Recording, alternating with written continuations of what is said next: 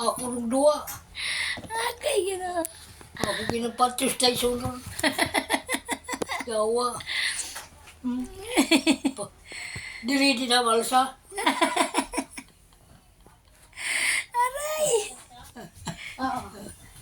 Sa palitan. Siguro sa aksyon, no, tiguwang yun. Yukog gigamay, oh. Akong pagtuwa, ako may yukog. Pero di ay, maglakaw ko, yukog na di ay.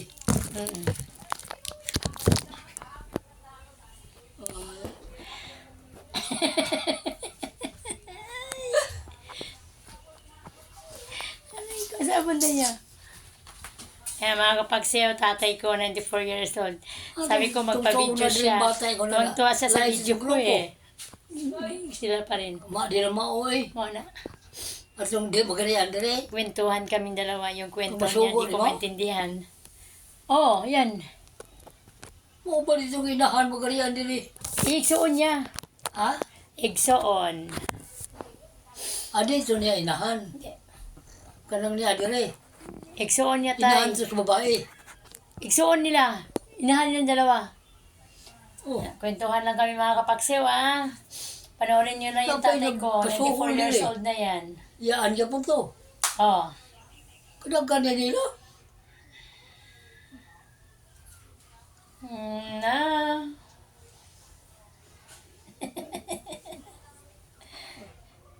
Sus.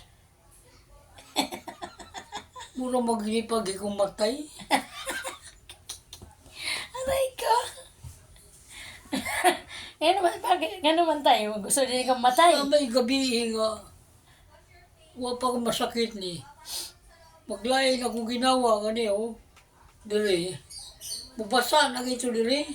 Apil rin. Maglain akong ginawa ba. Bangon ko. Ang anak ko. Pasupasok na ikot karam. Paano man hindi mo ko katuog. Anak ko. Nya, ano mo na? Buhay pa malagi ta. Dalaw na gabi saksak lang ang TV. Kumulingaw ang tanaw. Di kaya pumalingaw. Oo, nali. Kuha ko plan sa utaw. Utaw ko, malimot na lang ko ito sa akong gibati. Oo niya. Magluto ko na gatas. Aray ko na gatas. Inom-inom. Alas 2, alas 3. Kahuman ko utaw. Dito ko nilagay. Walo ka buok kamisin.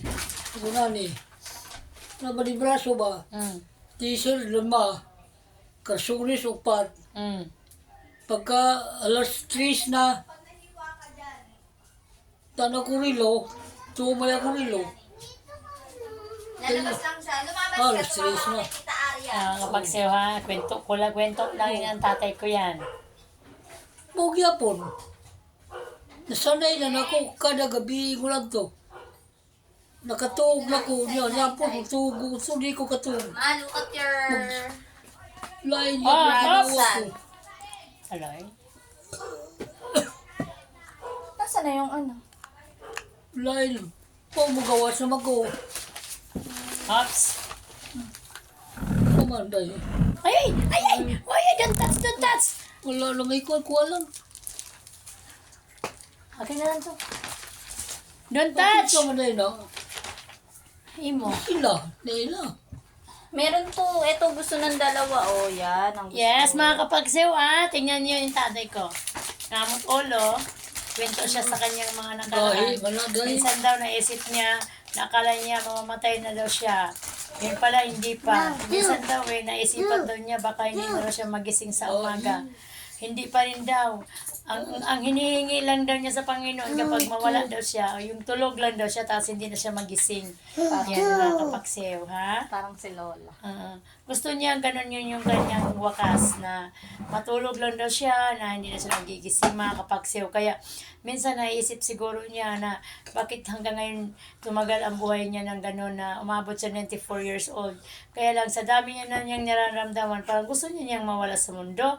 Paano yan? Hindi naman siya mawawala kasi nga baka marami pa siyang ano dito, mission sa sa mundo. Kaya kapon nga, nagpa-check up kami mga kapagsew. Sabi niya dun sa doktor, bigyan na lang kita 1,000, Dok. Patayin mo ako pamagitan ng injection. Wag mo Sa na lang ibang bansa, carry yan.